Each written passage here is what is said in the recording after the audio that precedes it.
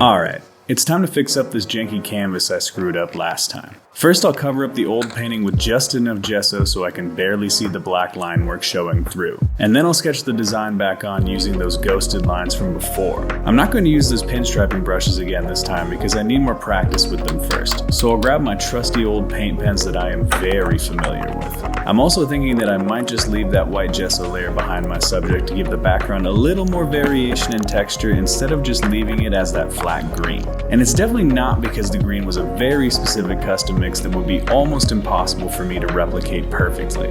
Anyways, after finishing up my flats, I can move on to adding some shading to the design courtesy of some detailed stippling.